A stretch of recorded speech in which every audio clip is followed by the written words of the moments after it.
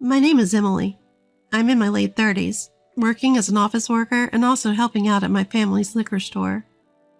On weekdays until 6 p.m., I work in the office, and afterward, I help with the accounts and management of the family liquor store.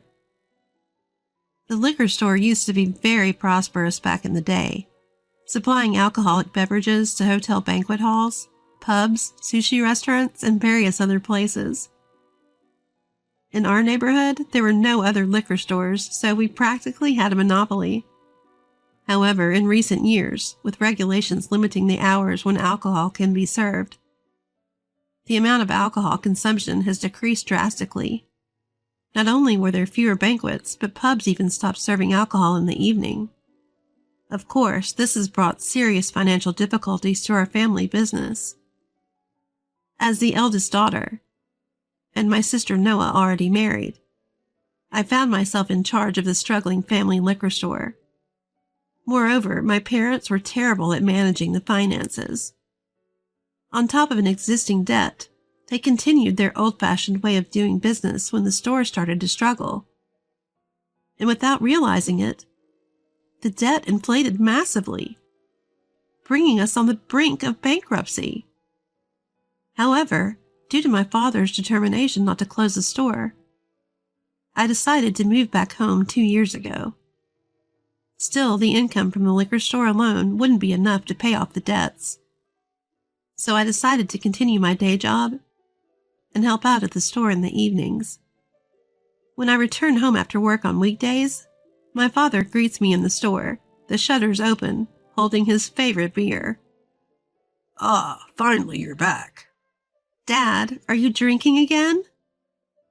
Ha ha ha, these bottles aren't selling. I'm just drinking them. My father, having consumed quite a bit of alcohol, smells strongly of it, and his speech is slurred. Dad, that's enough. Don't drink the merchandise. When I tell him that, he responds loudly.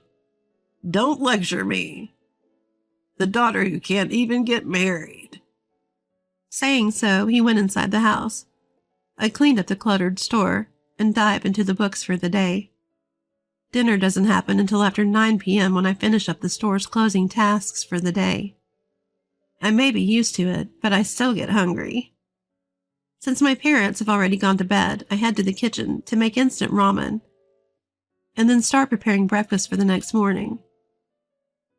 My mom prefers bread for breakfast, and my dad likes rice, so every day I prepare both a Western and Japanese meal. This is how my day ends.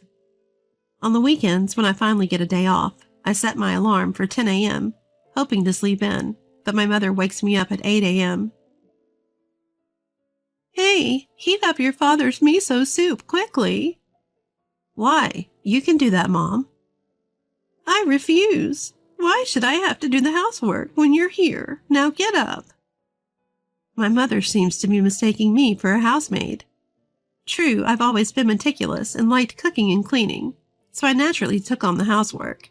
But ever since I was in high school, my mother, who had come to rely heavily on me, dumped everything from taking care of my sister to housework on me.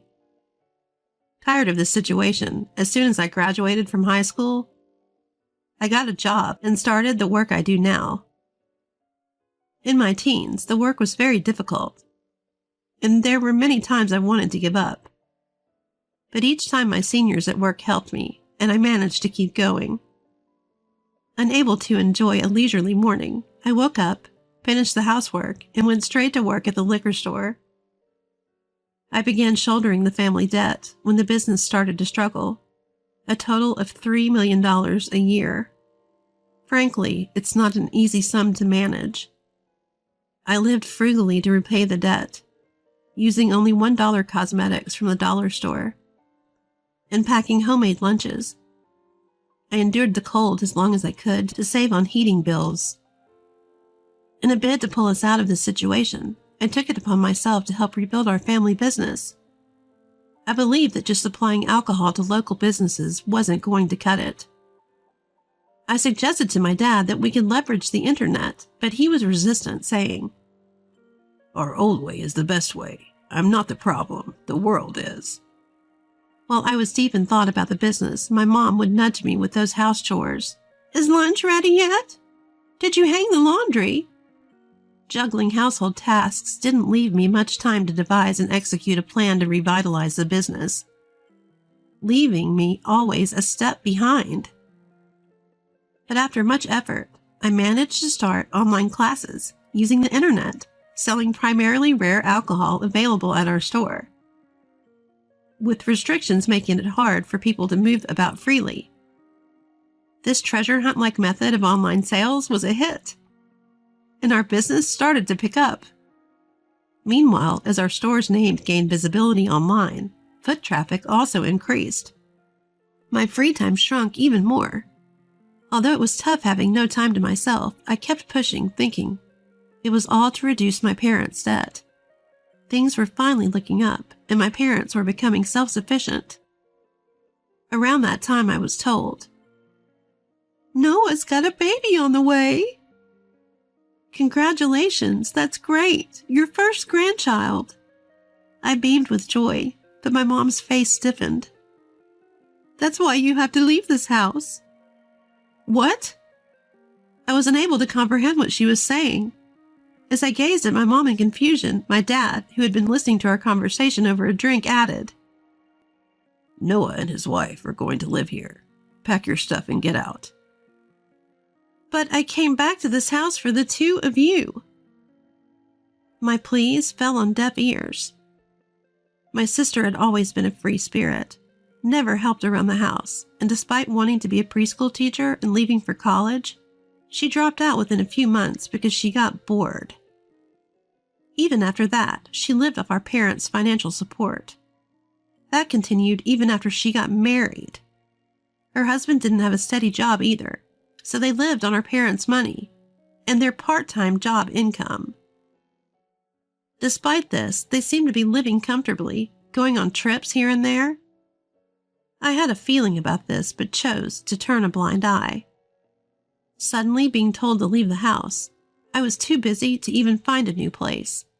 I asked my parents to give me at least 2 months, and I began to search for a new home, putting the liquor store work on the back burner. During one of these days, my dad called my workplace. "Emily, what the hell are you doing? The store is too busy. Come home right now." "No, I'm working now. Ask Noah."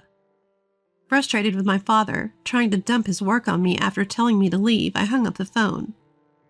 A few minutes later, "Emily, your father's on the phone again." "Really? Again? I am so sorry for the trouble." As I answered the phone, my father started repeating the same things from earlier, eventually shouting on the other end of the line. "Emily, you can leave early today if you want." My boss offered. I still had work to do, but didn't want to cause further disturbance at the office because of my father's incessant calls. So I decided to leave early that day. Arriving at our family liquor store, my father was there, drinking, even though we were still open for business. What? Drinking again instead of working? I was furious. When I confronted him about his drinking, he rambled on, saying, "Drinking is vital to understanding the taste of our products. You just focus on your work." Unable to see an end to the conversation with my inebriated father, I silently started the family business tasks. From then on, I juggled my work, household chores, house hunting, and the liquor store duties, leading an unimaginably hectic life. One day, due to extreme stress, I fainted at work and woke up in a hospital bed. My colleague Jason, who had accompanied me, explained that I had collapsed, hitting my head on the corner of my desk. Touching my head gently, I could feel the bandages wrapped around it. "You gave us a scare. How are you feeling now? Better?" Tears welled up in my eyes at his kindness. Over the past few years, people had rarely shown me kindness. At home, despite the work I did at the liquor store and the house chores, no one ever appreciated me. Being constantly manipulated by my alcoholic father and selfish mother had pushed me to my limit. Seeing me in this state, Jason said, You've worked really hard, but soon you won't have to worry about the house, right? Let's take it easy from now on. I expressed my gratitude to Jason, who had shown me such empathy. That's right, I would be moving out soon. The thought gave me the strength to endure a little longer. Finally, I found a house and started preparing to move out. Even then, my parents nagged me to clean every nook and cranny of the house, since my younger sister and her husband would be moving in. But by now, I was determined not to be the obedient daughter anymore. Why don't you sort it out yourself? I have nothing to do with it anymore. When I retorted, my parents seemed a bit taken aback. My father replied, What's with that attitude? It will be a relief to get rid of someone like you. I was fed up with my ungrateful parents who showed no appreciation for everything I had done for them. Once I completed my move, my sister and her husband moved into my parents' house, and I was finally free from their control. During the weekdays, I would work and get home before 8 p.m. On weekends, I could sleep in, go for walks, do some shopping, and finally have some time to myself. I was enjoying every day more than ever before. Then, 1 month later, a phone call made me laugh out loud. What's going on with this month's debt payment? Suddenly, my mother called in anger. Wait, a debt? Wasn't that created by you guys? Despite all the effort I put into rebuilding the liquor store business and doing all the house chores, who was it that kicked me out for their convenience? I didn't give my mom a chance to respond, and in the background, Noah chimed in. Please, sis, help us out. I had no idea about the debt. I thought the liquor store was doing great, and I could lead an easy life if I came back home. And she continued pleading like that. But of course, life was not going to be that easy. All I could do was laugh at my self-centered family, which now included my sister and her husband. 4 adults should be able to figure out money, right? When I said that, I could hear my mom and Noah arguing on the other end of the phone. They were hurling insults, blaming each other for their inaction, just tearing each other down. The argument heated up to the point where they seemed to forget I was on the phone. This went on for several minutes. Listening to their conversation, I felt very disappointed in my family. At the same time, my desire to distance myself from them grew even stronger. My dad, who drank all the time and didn't want to work. My mom, who didn't want to do household chores. Noah, who didn't want to work and wanted to live off her parents. And Noah's husband, who also didn't want to work. There was no way that a liquor store income could cover the nearly $1,000 in monthly debt payments and the living expenses for 4 adults with such mentality. Fed up, I said, I don't want to be involved anymore. Oh, by the way, I'm getting married soon.